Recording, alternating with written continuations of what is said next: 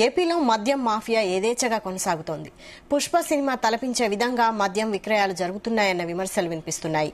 ఏలూరు జిల్లా వ్యాప్తంగా మద్యం బెల్టు షాపులు విచ్చలవిడిగా పెడుతున్నారు. మద్యాన్ని ఏకంగా వాహనంలో బెల్టు షాపులకు డోర్ డెలివరీ చేస్తున్నారు. ఇప్పుడు ఈ వీడియో జిల్లాలో చర్చనీయాంశంగా మారింది.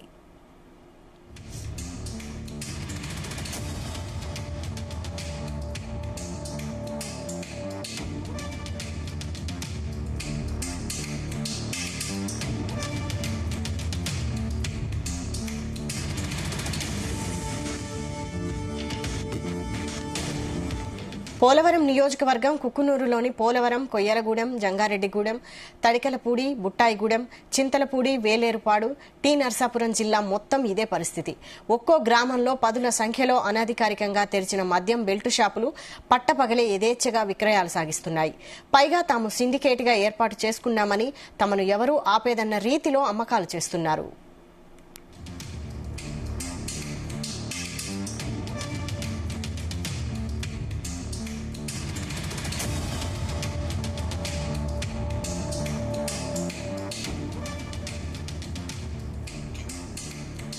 బెల్టు షాపును గుర్తిస్తే వారికి మద్యం సరఫరా చేసిన దుకాణం లైసెన్స్ రద్దు చేస్తామని, మద్యం బెల్టు షాపులు నిర్వహిస్తే కఠిన చర్యలు తీసుకుంటామని ప్రభుత్వం ఎన్నిసార్లు హెచ్చరికలు జారీ చేసినా షరా మామూలే అంటూ యథేచ్ఛగా బెల్టు దందాను కొనసాగిస్తున్నారు. అక్రమ మద్యం వ్యాపారం, బెల్టు షాపులపై నిఘా పెట్టాల్సిన ఎక్సైజ్ అధికారులు చూసి చూడనట్లు వ్యవహరిస్తున్నారు.